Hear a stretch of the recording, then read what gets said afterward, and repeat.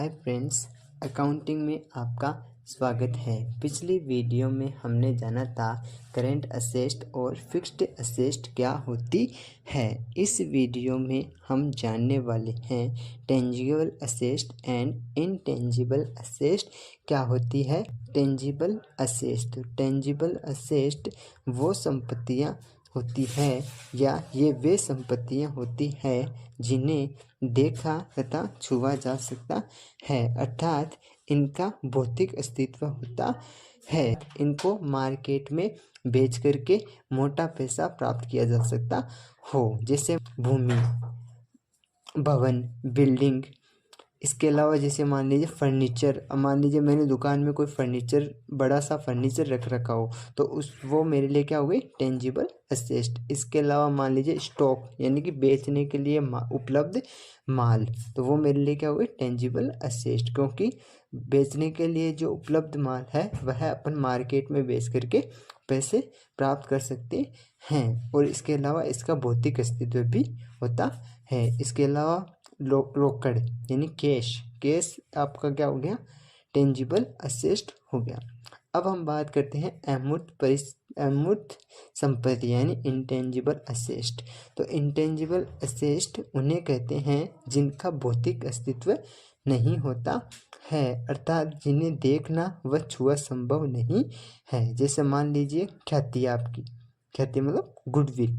तो गुडविल का मतलब क्या हो गया, एक प्रकार से मार्केट में मेरी छवि, यानी कि किसी, जैसे मान लीजिए किसी की इमेज की वजह से किसी दुकान पर कस्टमर आते हो तो वो उसकी क्या हो गई, एक तरीके से गुडविल हो गई, यानी उसकी मार्केट में उसकी छवि के कारण वहाँ पर कस्टमर आते हो तो वो उसके लिए क्या हो गई, ख्याति हो गई। ठीक है। इसके अलावा जैसे मान लीजिए पेटेंट, ठीक है, मान लीजिए किसी भी चीज़ का मैंने कोई नाम का पेटेंट ले रखा हो तो वो मेरे लिए क्या होगी, एक तरीके से इंटेंजिबल असेट। दोस्तों पेटेंट क्या होते हैं, पेटेंट एक तरीके से एक प्रकार से मेरा उसके ऊपर एकाधिकार होता है। जैसे मान लीजिए गूगल है, अब गूगल ने क्या कर रखा है, अपनी कंपनी के ऊपर क्या नाम लिख रहा है, गूगल लिख रहा है, यानी गूगल के नाम से कोई भी दूसरा व्यक्ति एक प्रकार से कंपनी नहीं खोल सकता है। यानी जो भी गूगल कंपनी का नाम है उस कंपनी के नाम से कोई भी व्यक्ति दूसरा व्यापार नहीं कर सकता, अर्थात उस नाम से कोई भी व्यक्ति माल नहीं बेच सकता।